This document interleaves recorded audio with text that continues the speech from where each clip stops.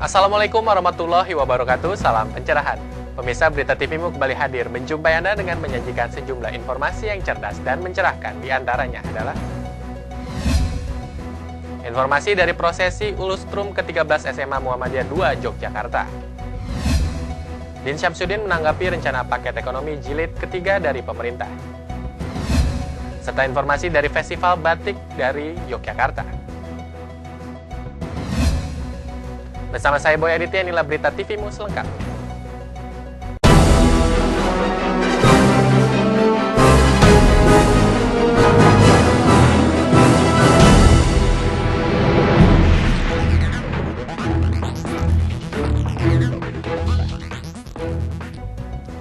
Pemirsa, dalam rangka memperingati Lustrum ke-13 SMA Muhammadiyah 2 Yogyakarta mengadakan serangkaian acara seperti lomba-lomba, bantuan sosial, dan pengajian akbar yang diisi oleh mantan Ketua Umum Muhammadiyah Din Syamsuddin. SMA Muhammadiyah 2 Yogyakarta memperingati Lustrum ke-13. Ada beberapa rangkaian acara yang diadakan dalam Lustrum tersebut. Salah satu di antaranya ialah lomba yang diikuti oleh semua siswa serta para guru SMA Muhammadiyah 2 Yogyakarta dan juga melibatkan beberapa instansi. Serta ada pula lomba yang diadakan untuk siswa sekolah menengah pertama. Selain dalam memperingati Lustrum ke-13, lomba ini juga bertujuan untuk publikasi ke sekolah menengah pertama agar nantinya SMA Muhammadiyah 2 Yogyakarta menjadi sekolah tujuan. Tepatnya tanggal 5 September kita buka dengan jalan sehat dan kirab kreativitas siswa. Seperti itu. Kemudian pada rangkaiannya itu kita ada dua hal. Jadi yang pertama kita melibatkan pihak eksternal dan pihak internal ya. Internal itu beraneka macam lomba misalnya yang dilakukan di sekolah ya oleh guru, oleh siswa, dan kemudian juga melibatkan instansi-instansi di luar dalam bentuk lomba-lomba, lomba-lomba yang sifatnya sportif ya. Kemudian juga untuk publikasi ke SMP karena kita nanti perlu pendatang itu dari siswa peserta didik SMP. Itu kita lakukan lomba-lomba yang melibatkan mereka, yang di situ ada lomba bahasa Inggris ya, ada lomba bahasa Jawa, mocopatan dan lain sebagainya itu. Kemudian juga ada lomba yang bersifat kompetensi keagamaan gitu. Kemudian ada. Selain lomba, SMA Muhammadiyah 2 Yogyakarta juga mengadakan pengajian akbar oleh mantan Ketua Umum Pimpinan Pusat Muhammadiyah Din Syamsuddin, yang mana pengajian akbar ini menjadi gebiar puncak Lustrum ke-13 SMA Muhammadiyah 2 Yogyakarta.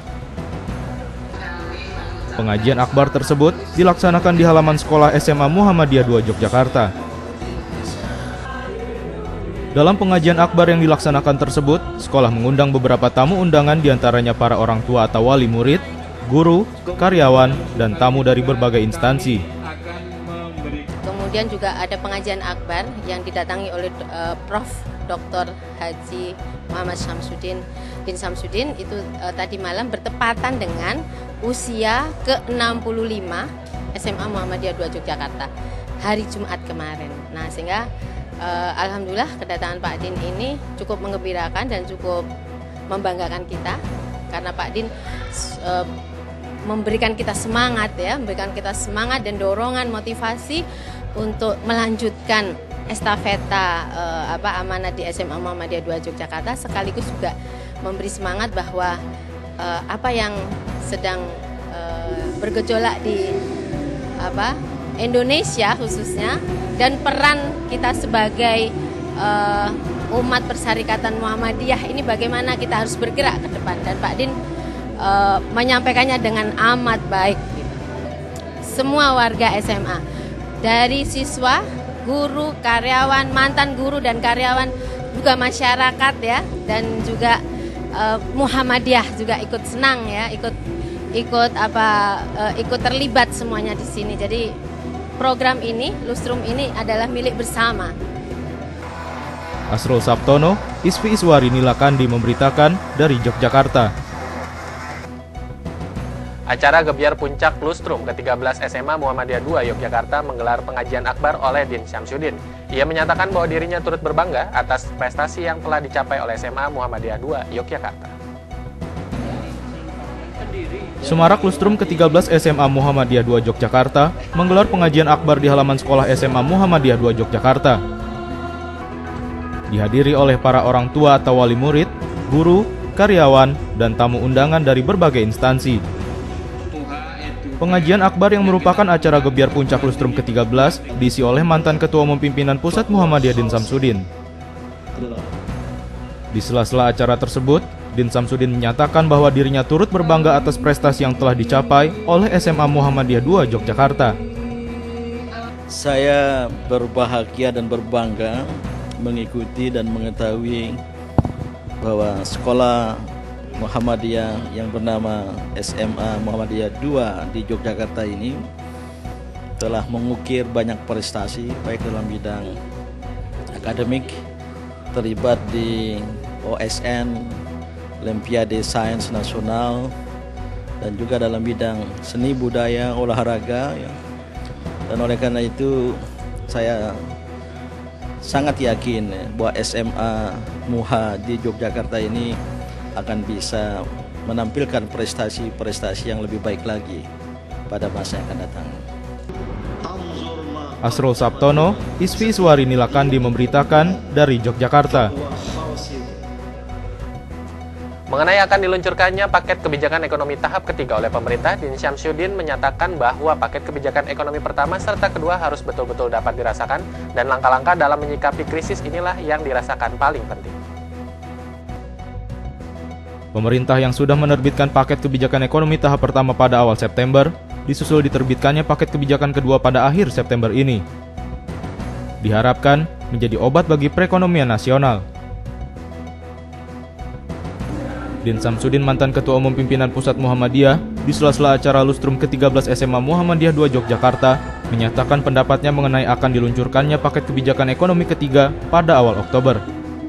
Din Syamsuddin sangat menyayangkan atas masalah ekonomi yang terjadi hingga nilai tukar rupiah mencapai Rp15.000 per dolar. Maka langkah-langkah yang diambil dalam mengatasi masalah ekonomi ini yang harus diperhatikan oleh pemerintah dan paket kebijakan ekonomi pertama serta kedua ini efeknya bisa langsung dirasakan baik oleh rakyat. Tapi yang paling penting bahwa pemerintah harus memiliki sense of crisis pada masalah yang sedang kita hadapi, termasuk dengan melemahnya nilai tukar rupiah yang sekarang hampir menembus 15.000 per dolar Amerika Serikat, dan mulai ada gejala terjadinya PHK ya di beberapa perusahaan di beberapa daerah. Ini harus disadari sebagai sebuah krisis ya. Ini harus disikapi dengan sense of crisis. Jangan menganggap tidak ada masalah. Yang paling penting apa langkah-langkah yang perlu diambil. Maka paket kebijakan perbaikan ekonomi yang pertama, yang kedua ini harus betul-betul bisa dirasakan secara langsung di bawah itu ya. Asrul Sabtono, Isfi Iswari Nilakandi memberitakan dari Yogyakarta. Din Syamsuddin selaku Ketua Prakarsa Persahabatan Indonesia Palestina turut bersyukur dan memberikan apresiasinya atas berkibarnya bendera Palestina di markas besar PBB, dan berikut informasi selengkapnya untuk Anda. Bendera Palestina untuk pertama kalinya resmi berkibar di markas besar Perserikatan Bangsa-Bangsa melalui keputusan hasil pemungutan suara di markas PBB pada 10 September lalu. Hasilnya, sebanyak 119 negara anggota PBB mendukung, termasuk Indonesia. Dalam hal ini selaku Ketua Prakarsa Persahabatan Indonesia Palestina dan juga mantan Ketua Umum Pimpinan Pusat Muhammadiyah Din Syamsuddin dalam pertemuan saat menjadi penceramah dalam pengajian akbar Gebyar Puncak Lustrum ke-13 SMA Muhammadiyah 2 Yogyakarta, menyatakan dirinya bersyukur bahwa negara Palestina dapat eksis di PBB. Selain itu, beliau juga menyatakan agar momentum ini dapat menjadi tonggak eksistensi bangsa dan negara Palestina. Ya, kita bersyukur perjuangan panjang akhirnya negara Palestina bisa eksis di PBB, dan beberapa hari lalu benderanya telah berkibar di markas besar Perserikatan Bangsa-Bangsa di New York sana. Saya sebagai Ketua Prakarsa Persahabatan Indonesia Palestina Chairman of the Indonesia Palestine Friendship Initiative, sungguh bersyukur ya, dan semoga momentum ini bisa menjadi tonggak bagi eksistensi bangsa dan negara Palestina di masa depan. Asrul Sabtono, Isfi Iswari Nilakandi memberitakan dari Yogyakarta. Din Syamsuddin juga menyayangkan tentang adanya beberapa perguruan tinggi Muhammadiyah yang masuk dalam data 200 perguruan tinggi yang dibekukan oleh Kementerian Riset Teknologi dan Pendidikan Tinggi. Kementerian Riset Teknologi dan Pendidikan Tinggi atau Kemenristek dan Dikti memberikan sanksi pada 7 perguruan tinggi yang mengeluarkan ijazah palsu. Sementara Badan Akreditasi Nasional Perguruan Tinggi atau BANPT mengevaluasi 200 perguruan tinggi yang akreditasinya bermasalah. Termasuk beberapa di antaranya ialah perguruan tinggi Muhammadiyah. Din Syamsuddin dalam pertemuan saat menjadi penceramah dalam pengajian akbar Gebiar Puncak Lustrum ke-13 SMA Muhammadiyah 2 Yogyakarta menyayangkan karena adanya beberapa perguruan tinggi Muhammadiyah yang masuk dalam data pembekuan 200 lebih perguruan tinggi oleh Kemenristek dan Dikti. Namun, jika memang keputusan dari Kemenristek dan Dikti ini adalah objektif, tentu saja Din Syamsuddin selaku mantan Ketua Umum Pimpinan Pusat Muhammadiyah mendukung keputusan tersebut dan menyarankan agar pembekuan ini bersifat sementara. Ya, tentu sangat kita sayangkan ya, bahwa di antara 200-an perguruan tinggi yang dibekukan tadi itu ada 1 atau 2 ya, perguruan tinggi Muhammadiyah tapi di daerah-daerah ya, yang tentu ya pada satu sisi kita sesalkan itu kenapa di lingkungan Muhammadiyah bisa terjadi, tetapi juga pada sisi lain ya, kalau itu objektif dari pemerintah, dari Kementerian Pendidikan Tinggi dan Ristek, tentu kita dukung ya. Karena memang lembaga-lembaga pendidikan tinggi adalah salah satu faktor penting bagi kemajuan suatu bangsa ya. Higher education itu akan ikut mempengaruhi competitiveness, daya saing suatu bangsa. Memang harus kemudian baik gitu. Nah, tapi mungkin kita sarankan agar pembekuan itu bersifat sementara, tentu dengan catatan-catatan, dan harus mampu bagi pimpinan lembaga-lembaga tersebut, termasuk 2 dari PTM tadi itu, melakukan introspeksi dan mengambil langkah-langkah sehingga ke depan akan bisa eksis dan bisa lebih baik sehingga tidak dibekukan lagi gitu. Asrul Sabtono, Isfi Iswari Nilakandi memberitakan dari Yogyakarta. Ya, kita bersyukur perjuangan panjang. Pemirsa, jangan kemana-mana karena Berita TVmu akan segera kembali sesaat lagi.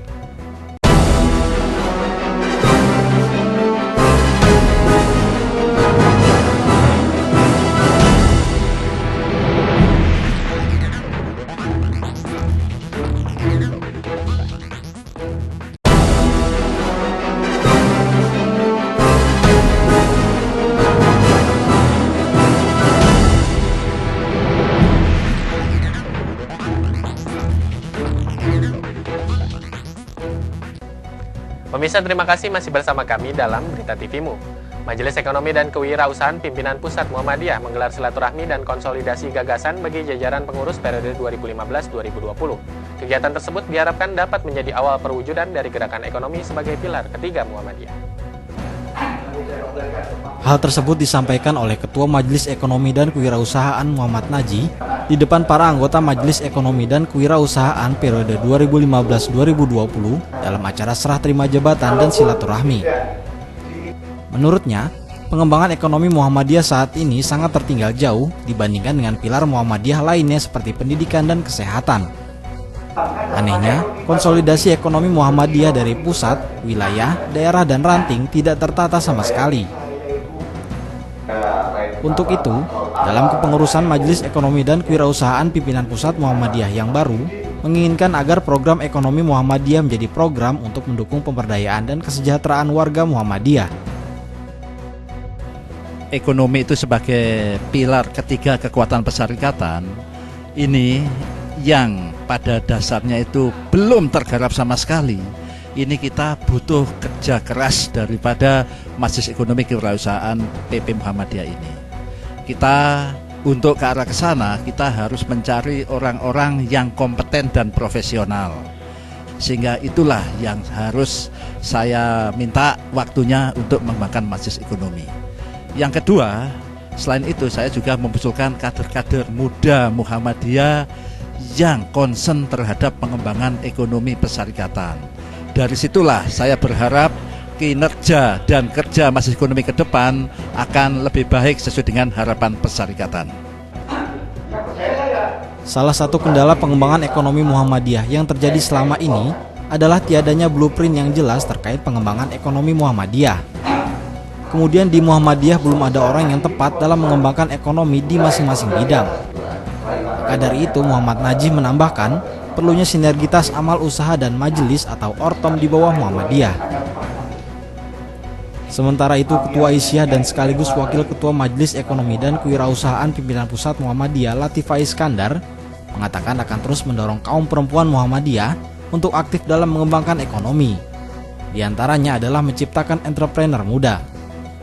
Kewirausahaan memang harus menjadi prioritas kita karena bangsa yang besar lahir dari partisipasi entrepreneurnya atau wirausahanya. Kita masih kurang banyak, maka tagline kami ya itu One Family One Entrepreneur mudah-mudahan menjadi outcome yang konkret untuk membangun bangsa Indonesia dan juga membangun umat ini agar bisa mandiri dan bisa merdeka secara ekonomi. Agus Yuliawan dan Rio memberitakan dari Jakarta. Untuk mendorong warga Muhammadiyah dalam pengembangan ekonomi umat diperlukan perubahan paradigma, maka dari itu Majelis Ekonomi dan Kewirausahaan PP Muhammadiyah periode yang baru diminta untuk membuat program dan kebijakan membangun paradigma ekonomi.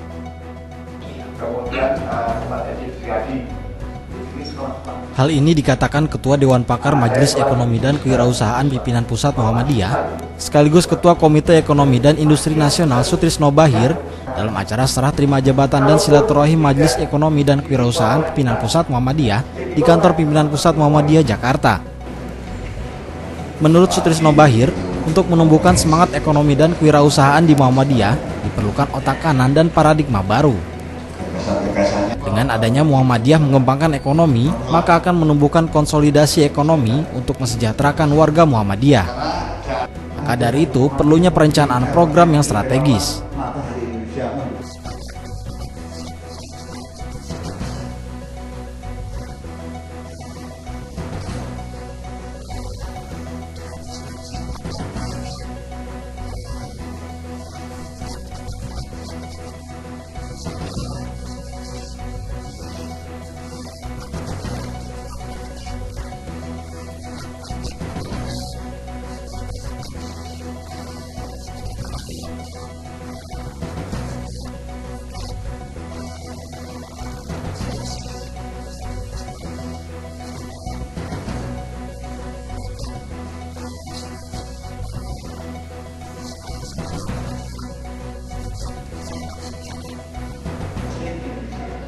Dengan mempercepat aktivitas kewirausahaan, maka akan membentuk pengusaha-pengusaha Muhammadiyah yang mampu berintegrasi dengan amal-amal usaha Muhammadiyah.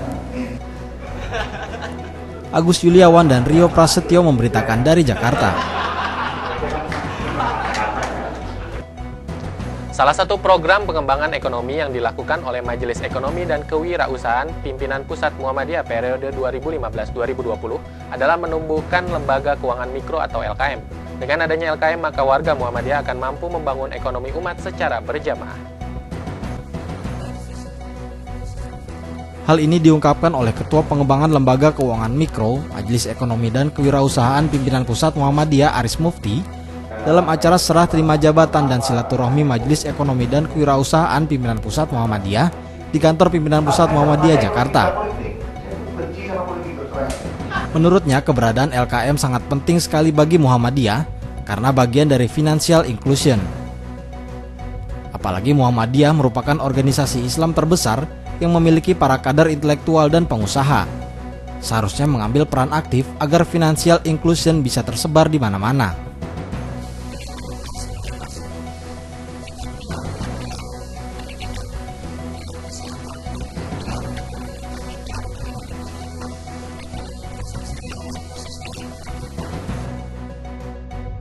dengan hadirnya undang-undang lembaga keuangan mikro yang menjadi regulasi LKM, sedangkan selama ini banyak warga Muhammadiyah yang mengembangkan koperasi syariah dengan regulasi undang-undang koperasi, Aris Mufti meminta kepada warga Muhammadiyah untuk tidak mempertentangkan.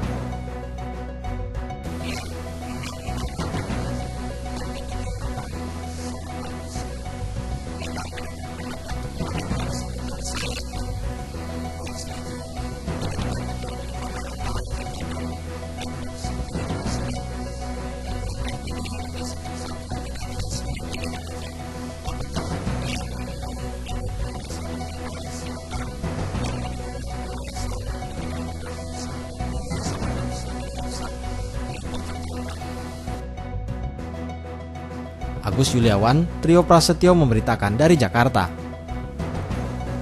Untuk menggerakkan sektor ekonomi Muhammadiyah, peranan saudagar dirasakan sangat penting. Maka dari itu, dalam waktu dekat, Majelis Ekonomi dan Kewirausahaan Pimpinan Pusat Muhammadiyah akan mendirikan jaringan saudagar Muhammadiyah.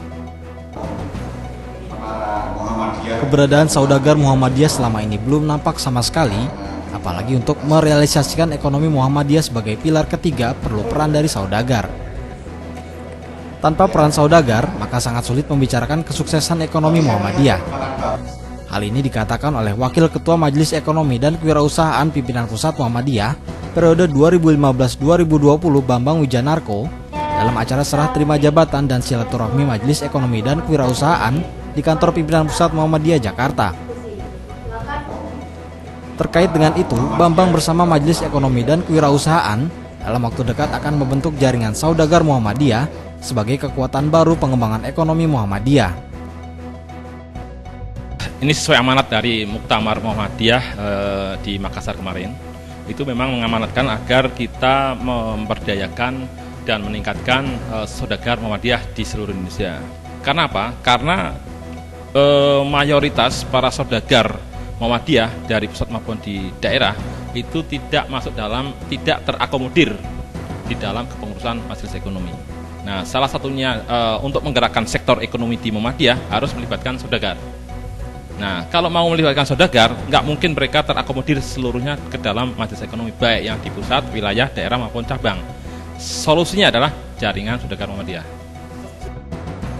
Peran jaringan saudagar Muhammadiyah sangat penting karena para saudagar selama ini yang mengetahui dan mengimplementasikan ekonomi secara real. Dengan peran saudagar Muhammadiyah, maka akan mempercepat pengembangan potensi ekonomi yang dimiliki Muhammadiyah. Agus Yuliawan, Trio Prasetyo memberitakan dari Jakarta. Baik pemirsa, jangan kemana-mana karena berita TVmu akan segera kembali sesaat lagi.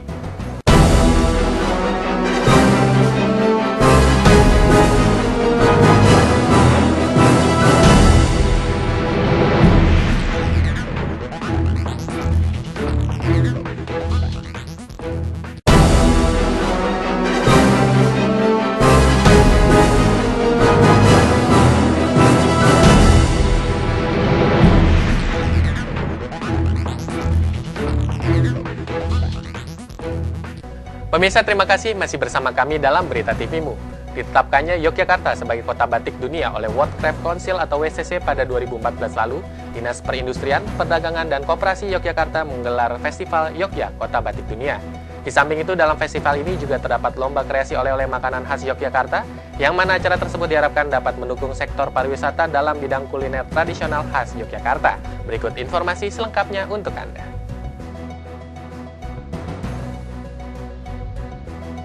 Menyambut ditetapkannya kota Yogyakarta sebagai Kota Batik Dunia oleh World Craft Council atau WCC pada tahun 2014 lalu yang juga untuk memperingati Hari Batik Nasional, Yogyakarta menggelar Festival Jogja Kota Batik Dunia mulai tanggal 2 hingga 6 Oktober 2015. Festival ini berlangsung di pagelaran Keraton Ngayogyakarta Hadiningrat yang mana di dalamnya terdapat pameran beragam motif batik Yogyakarta yang akan dibagi dalam 50 stand. 10 stand diantaranya akan memamerkan kain batik yang pernah dipamerkan di Dongyang, Tiongkok pada 2014. Dalam festival ini akan digelar beberapa rangkaian kegiatan mulai dari pameran batik, selebrasi, seminar, talk show, fashion show, dan lomba batik. Selain itu, akan dilanjutkan juga dengan penyerahan plakat Kota Batik Dunia kepada Gubernur Daerah Istimewa Yogyakarta.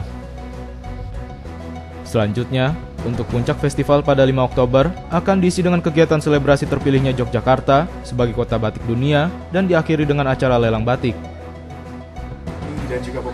Di samping itu, dalam festival ini juga terdapat lomba kreasi oleh-oleh makanan khas Jogja. Berbagai macam varian olahan makanan dan minuman yang dikembangkan oleh warga masyarakat Yogyakarta disuguhkan dalam pameran tersebut.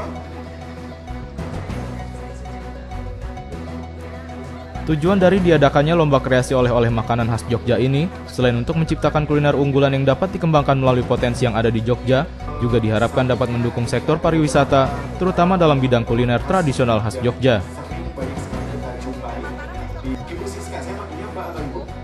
Asrul Sabtono, Iswi Iswari Nilakandi memberitakan dari Yogyakarta.